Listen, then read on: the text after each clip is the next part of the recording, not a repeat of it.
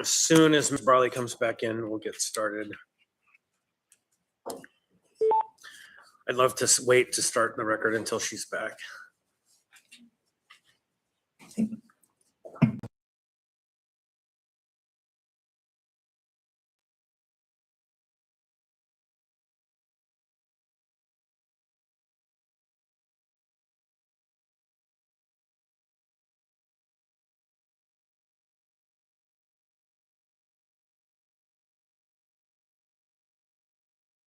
Exactly. We're a little bit late getting started. We're here for a work session to discuss AO 2026-26, an ordinance amending Anchorage Municipal Code Chapter 8.55 to clarify conduct that qualifies as animal neglect, and when officers may intervene on behalf of a neglected animal, and to establish a new Class A misdemeanor based upon repeat violations of Title 17, animals, amending Title 17 by updating definitions and adding a new section making it unlawful to leave an animal unattended inside a vehicle for 8 consecutive hours or more, adding a new section to Title 17, establishing cost of care bonds for animals taken into protective custody and providing for forfeiture of ownership interests in such animals upon failure to post the cost of care bond, and amending Section 17.70.020, civil penalties for animal care and control violations. We'll start with introductions. Ms. Baldwin-Day. Erin Baldwin-Day. Zach Johnson. Anna Brawley. Mr. Myers is with us. Christopher Constant here on the phone. Ms. Silvers. Here. Thank you, Mr. Martinez. Present, thank you. Thank you, Mr. Gerker. Yes, thank you. Present. All right, thank you. That's everybody. We're also joined by staff from the Health Department and Animal Care and Control. You want to go ahead and take us off, Ms. Rash? Yes, Kimberly Rash, Anchorage Health Department. Hi, I'm Tamaya Liebersbach. I am the administration manager at the Anchorage Health Department. In that role, I oversee Anchorage Animal Care and Control, which is run by a contractor for the municipality. So I'm going to be going through an overview of the draft changes, and I'm also joined at the table by Pam and Sam from the Animal Control Advisory Board. And then I believe we also have some board members on the phone. And so they'll be here to help answer questions as well. Next slide, please. So as a summary of what I'm going to go over, I'm going to talk a little bit about the background that led to these changes. I'll go through a summary of the changes under Chapter 8.55, which is in the Penal Code, and that's animal neglect. Talk about the changes under Chapter 17, which is animals, and then talk about the impact of the proposed changes. Next slide, and next slide. Okay, so the changes that we're talking about today were really spurred by AR 2024-379. This was an AR that was spurred by a very horrific incident where a vehicle that an individual was living in with many dogs caught fire, killing most of the dogs. And the AR called for a review of animal cruelty and neglect laws and recommendations for updates. So the health department took a two-pronged approach. We requested review and recommendations from the Animal Control Advisory Board. And then also we put together a working group of representatives from the health department, the police department, the Department of Law, civil side, and the municipal prosecutor's office to do a review at the same time. Next slide, please. So the Animal Control Advisory Board and the working group drafted changes, and then those changes were looked at by the Animal Control Advisory Board and kind of combined into something that they voted to post for public comment. The changes were put out for public comment on September 10th of 2025, and the public had opportunity to provide in-person comments both at the Animal Control Advisory Board meetings in September and October, and to provide written comments from September 10th through October 24th. So after those public comments were received, the advisory board did look at the comments and did make a change to the proposed changes, and that main thing was that initially we had the animals and vehicles had to be checked on every 12 hours or anything more than that would be a violation. And we received public comment that the public felt very strongly that should be reduced to 8 hours. And so that change was made. So after they made those updates, the Animal Control Advisory Board voted to send the proposed changes to the Assembly. And so we're here today. Next slide, please. All right, so we'll talk first about the changes to Chapter 8.55. Next slide, please. So first, I'd like to note that Chapter 8.55 is part of the Penal Code. This is the part of code that covers animal neglect and animal cruelty, and violations of this part of code are misdemeanors. And this is enforced by the police department, not by Anchorage Animal Care and Control. Animal control certainly assists the police department in evidence collection. When animals are seized, we take them into protective custody. But in terms of charges being put forward, that's done by the police department. So the first thing that we did in terms of changes was just to try and make sure we were aligning definitions and wording under this part of code to Title 17 to create that consistency. And then we added specific conditions under which keeping an animal in a vehicle would be considered neglect. And so these included things like keeping them in a vehicle during extreme heat or cold, without adequate ventilation, without access to food or water for an extended period of time, like we talked about, and without space to allow them to turn around, sit, stand, and lie down. So previously in the code, there was language around basically you can't have an animal within a motor vehicle if it endangers their health or safety. But what we wanted to do was really put some criteria in there about these are things that are endangering their health and safety, so that officers, especially APD officers who aren't dealing with animals every day, have some clear guidance in the code that they can look at. The other thing that we did here was we made multiple violations of certain parts of Title 17 automatically become an animal neglect charge. So specifically, if you're committing 2 or more violations within 10 years of portions in Title 17 that are related to animals and vehicles and related to the control of classified animals, then it's going to be up to an animal neglect charge. And one reason that we looked at that is because in the case of the fire that occurred, this was an individual who in initial contacts probably wouldn't have been meeting the standard for animal neglect, but would probably meet standards under the changes to code of violating Title 17. But when we have those repeat offenders, we feel like it should raise then automatically to that level of neglect. I'll pause for any questions there. Mr. Johnson.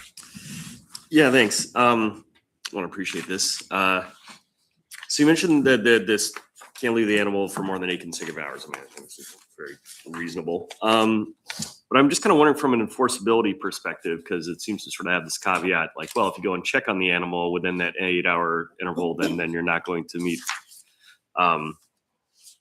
statutory definition of it being considered a crime. I mean, does that make it difficult, if not borderline impossible, to enforcement? I mean, because unless you have somebody watching the vehicle for the full 8 hours, I imagine it'd be pretty easy for somebody to claim whether it's true or not. So like, oh no, I checked on, my dog 3 hours ago.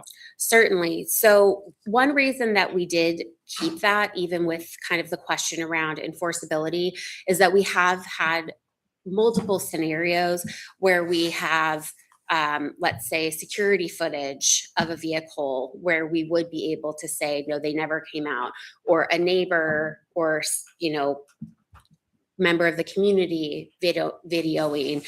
And then we also have had other situations where we've gone out and we've said, there's reports that you haven't checked on your animals in this amount of time. And somebody's been able to show us like pictures or video on their phone they took of getting their animals out. So I think it will be a difficult thing to enforce, but it gives us one more tool in the toolbox of if we can have that proof that they have not been checking on their animals in an extended period of time, then we can have a violation occur. Okay, I appreciate that. All right, next slide, please. All right, so next we're going to talk about our changes to Chapter 17 animals. Next slide, please. So AMC Chapter 17, this is really what animal control operates under. We, in our changes here, updated the definition of humane care to detail adequate space. And so again, we detailed that adequate space means an animal has enough space when confined to turn around, sit, stand, and lie down. And this is something that comes up a lot with animals and vehicles, is this question of how do you determine if they have adequate space? And that's really why we wanted to pull it into code. We also added a section on animals and vehicles that makes it a violation of code to leave an animal, like we talked about, unattended for over 8 consecutive hours, requires welfare checks by owners or custodians at least every 8 hours, and that should include the animal being allowed to move outside the vehicle, go to the bathroom, those kinds of things, and then sets fines for this violation. So this is a kind of new portion in code, and so we had to set a specific fine for it. So then the other piece that we added, which is a little bit unrelated to the vehicle fire, but certainly related to animal neglect and cruelty charges, is a provision that allows animal control to petition for an owner to post a bond to provide for the cost of care of their animal if it's been taken into protective custody by animal control because of neglect or cruelty charges. So when a neglect or cruelty charge occurs, animal control has to take that owner's animals in and care for them for the duration of the court proceedings or until the owner surrenders the animals to us. So some of you may remember a few years ago, we had a case with 4 horses. We don't have the ability to board horses ourselves. We had to pay for a boarding facility for these horses while they were in protective custody, and that costs quite a bit of money. And so there is a national standard to have these cost of care bond provisions so that the taxpayers are not having that burden, and so that we are able to care for the protective custody animals without really reducing our ability to care for all of the other animals in the community. A couple of things I want to note about the way that we put this in: the board did a lot of work looking at different laws around the country and kind of finding like a model law to follow. So we made sure that there's provisions that do allow an owner to appeal. We're not automatically allowed to impose a bond on them. We have to go in front of an administrative hearing officer. We have to present evidence. The hearing officer has to determine if the bond is fair. They can hear an appeal. It can go to a higher level, because we really want to make sure that we're giving this individual due process while also protecting their animals and alleviating some of the burden on the taxpayer. So Sorry, I'll I stop got a there. little bit distracted. You said the petition is to the administrative hearing officer Yes, it's to an administrative hearing officer. at the meeting. Yes. Okay, thank you. Other questions? Mr. Johnson and Ms. Pelly. This might be useful context. Can you remind us how much it cost us to care for those horses for the period of time that they were in our custody? It was over $135,000.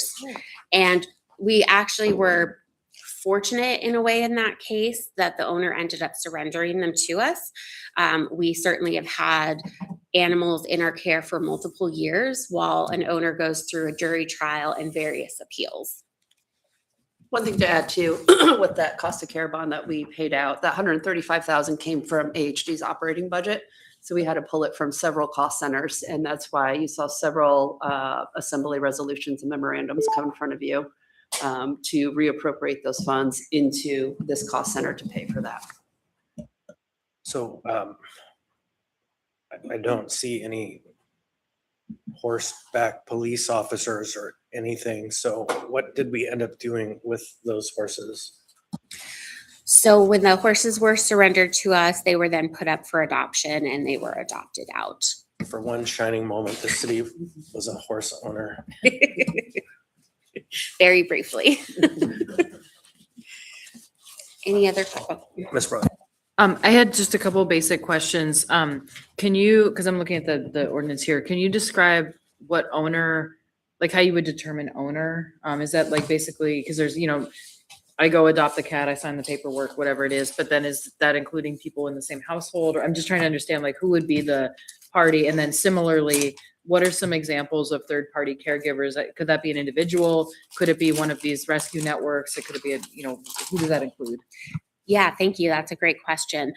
So the owner, in terms of who's being charged with the crime, is, well, first, someone who's not the owner of an animal could be charged with the crime. But in this case, we're talking about an owner. So the person charged with the crime is that individual. In terms of having someone else care for that animal, it can't be someone who's within the owner's household, which is a definition in code. And it's basically someone who lives in the same residence. When we look at ownership, we're going to look at our records, if there's like a question of ownership, or if someone else comes and says, this is my animal, we really will start looking at where's the proof who owns this animal. So we have had situations in the past where someone maybe is the custodian of an animal, they're charged with cruelty, it's owned by someone else, that animal could go back to their actual owner. It doesn't have to stay with us as long as the owner is not the one being charged with cruelty. In terms of third-party custodians, generally speaking, it needs to be someone clearly who's not in the same household as that person, and that whoever is put forth is reviewed to see if there is a likelihood that they would allow the perpetrator access to the animal. So if they're a very, very close friend, we would kind of take that into consideration, but it can be friends, or acquaintances of the owner. It could be someone that we have found. We will reach out to our foster network. And if the owner agrees that someone who's a regular animal control foster can have their animal, that could be a third party custodian. It could be a rescue group. There's a lot of different options, but generally speaking, it cannot be someone in the same household. And then, close relations, close friends, we're really going to look at what are they saying, or does it sound like they're going to let that person have access to the animal without animal control present. Just a quick follow-up. So a couple of hypothetical examples. Let's say someone's out of town for a month and they have a dog sitter, and then that dog sitter is unfortunately abusive, or whatever it is. So that's one where the owner would not get charged, but the person who had custody of the animal. Correct. Okay. And then similarly, or I guess like let's say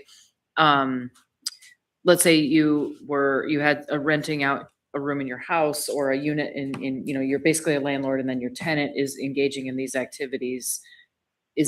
I imagine that wouldn't be considered the same household, right? Even though maybe it's the same building, and maybe the landlord's saying, hey, please stop doing this, or like stop having so many cats, that kind of thing. But correct. Okay. So it's not necessarily the owner of the property. It's really looking at who's got control of the animal. Yes. Okay. Yeah. Who has control of the animal.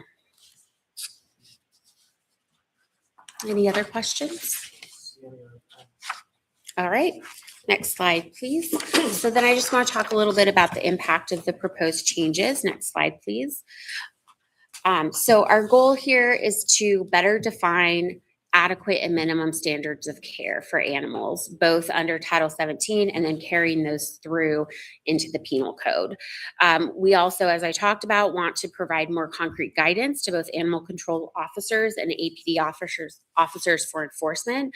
As I'm sure you can understand, there's a balance between how specific you make a law, but also having some criteria in there that officers can look at to make determinations.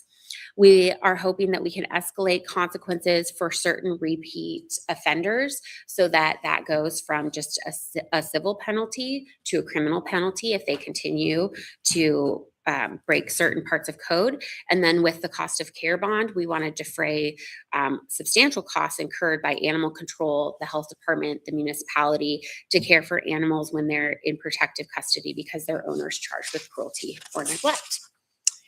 And that is what I have for you, but I'm happy to answer any questions. So I have a question for you. Usually when such changes or conversations happen, there's a big upswell, loud noise in the community. Oh my God. And I've seen this circulated and have not seen any loud objections or people kind of lining up to tell us how bad we are. So what's your analysis on the community perception of this and how responsive has the process been? Go ahead. Excuse me. So I think the fact that we did the public comment period was very helpful. We did 2 of those sessions and we received feedback. We also really tried to push a lot of social media out about it, connecting it to the drafts that we had. So just really that transparency piece has helped. We as well at the health department haven't received any negative feedback. Most of what I would say the community is supportive. I think it's oftentimes something tragic had to spur for it to get to this point. And so, we're thankful that we are at this point, and that we are making these changes because I think it's only going to help us. And I also want to notate too that, as we make these changes, these aren't, we can always look at things in the future and always look at making changes that really suit the community that we're working within. But I think this is a huge step forward, especially with the cost of care bond. Those were large costs, and we continue to have cruelty cases that continue to eat at our budget. Right now we have one, and it could be substantial. And now, we're looking at tighter and tighter budgets. It's harder and harder for me to try to find those funds to try to move around to pay for this. And I'll add, and I think I'll let our board members chime in as well. I think that the feedback around the changes related to cruelty in animals and vehicles, we haven't seen a lot of negative feedback there. I think there has been feedback around concerns of the cost of care bond, which is understandable because it's kind of that concern of, well, if I'm falsely accused, will my animal end up being taken away? And that's why we really worked to put that process in with the appeals and also allowing third-party custodians, and especially for larger facilities, you might see that we have a special provision if you have many animals where you could actually have the custodian come and care for the animals at your property. So for example, if we think about a musher who has a lot of animals, it'd be very costly for those animals to be in our care. It might be very hard for them to find a different facility that can take them in. But if their property is in appropriate condition and they can find someone to come and care for those animals at their property while they're away, we're allowing for that because we don't want to have to take people's animals away. We want to make sure though that we can properly care for them and ensure they're properly cared for. And if anybody else has anything they want to add. Right, and I think since we have members of the board here, don't feel constrained to that question. If you want anything to add, it's general on the topic of the ordinance. State your name for the record. Hi, my name is Pam Schomburg. I've been on the board, advisory board for quite a few years. I am a dog musher. I represent kind of the multi-animal facility part of the board. And I will admit, as Tamaya looked at me, that I was kind of a holdout. I spoke to Iditarod representatives, ASDRA representatives, the local musher group, Chugiak representatives, and that was the concern with the bonding. I have a small kennel of 12 dogs, and if, let's say, I was accused of something, it would be over $4,000 per month upfront for me to pay before I get my day in court. And I did have extreme concerns about that, along with the mushing community had concerns about that too. We did add the third party, which does make it better. And that eventually did get me to vote yes on this. I was a no vote for a long time because of that. It is still, in my mind, not perfect because it would involve having to have a stranger come in and the person who was accused would have to live elsewhere. And I'm a retired pediatrician and it felt even stronger than what families have to go through when their children are taken away. But that I felt like in good faith, we tried to come to a compromise to make it palatable. But that was a concern we did hear, and mushing groups did come to the public testimony. Ms. Brawley. Yeah, thanks for being here. Thanks for that perspective. I have a question, just your thoughts or are there any, I guess, are you satisfied with the provision with the 8 hours unattended in a car? And I ask because I know obviously, we see the trucks and it's not that the dogs are unattended, right? You're there and those dogs are really built for being outside in cold weather. And I know there's a separate issue, especially as this town heats up over time with hot weather, right? And that's not so much a winter mushing issue. But anyway, I'm curious because I know there's folks also who have their pet dog, right? They leave them on the park strip, they go check on them, things like that. So, and that's not the goal of this change. So do you feel, I guess, satisfied with where you all landed on that particular point, or do you think there's ways we could strengthen? I This know is Matt as far Hall on as the phone, if I could chime in on this one. What's your name again? It's Matthew Hall. I'm the vice chair of the ACAB. Go ahead. Yeah, and I welcome comments from any of the board members. Yeah, I appreciate the question.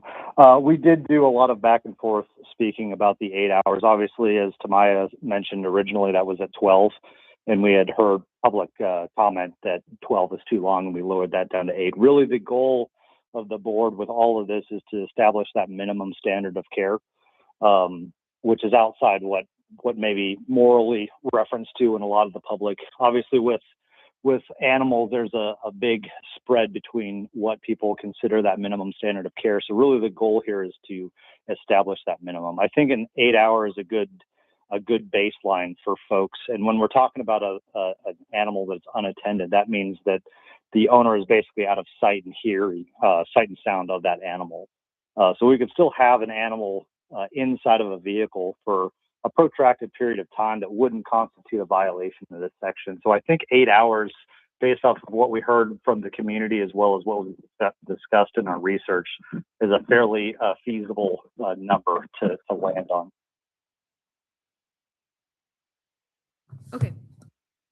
I can just say that the mushers had no issue with this. They're like, yeah, we're out every few hours with our dogs. So the 8 hours more for if somebody's at work and their dog's in their vehicle while they're at work, or somebody's in town, medical appointments, or in a hotel, their dog's in the vehicle. What is the reasonable standard of time they would be sleeping and abiding by the temperature constraints and everything like that? Ms. Baldwin Day. Yeah, thank you. I was curious if we have an idea, how much the health department actually spent in 2025 on the care of animals that were in our custody. Do we know what that looks like? I know you said you had to move funds from various cost centers, but is there some aggregate total somewhere? So for 2025, part of the cost for the horses was part was in 2024, part was in 2025. I'd have to pull up exactly what was in 2025. The other cases that we had in 2025, we didn't have additional costs. What we had was animals that we cared for in the shelter who then take a spot from an animal that we could be caring for from the community. And so that's something where we're not having to come up with extra money. We're paying our contractor, but it greatly impacts our capacity to serve the community. You might remember there was the case with 71 dogs seized. That would be an example of that. I will say that case was almost best case scenario because we were able to quickly get a surrender from the owner. Many of the dogs were young, they were lab mixes, and the community came out and we had all of those dogs adopted in about 2 days. Had that owner not surrendered those animals, it would have been pretty much a nightmare scenario for us. So. Thank you. That's helpful. Other questions? Okay, I think we're close to done. I do have an unrelated question to the members of the board. I propose you get together at a meeting at some point and start a conversation about changing the name of your board. So ACAB is a very unfortunate acronym, and every time I see it in print, it's just not great. And I would love to you guys to propose to the assembly another name that would have a different acronym. Just side work, small thing, not a big thing, but I would love for you to take that on and that to happen.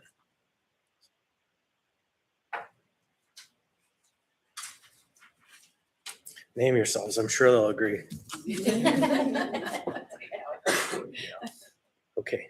We've heard that before, so Yeah, I I think it's just due time. Challenge the board to chew on it and come up with a better name. So, okay, if there's no one else, then we'll have this before us on Tuesday. Thank you for your time. Thank you for the hard work that went into this. Clearly, the community is accepting it, because if they weren't, we'd be hearing. All right, thank you all. We'll be adjourning back here for our next work session at 1. You should ask her what again, if I can. We're not on the record.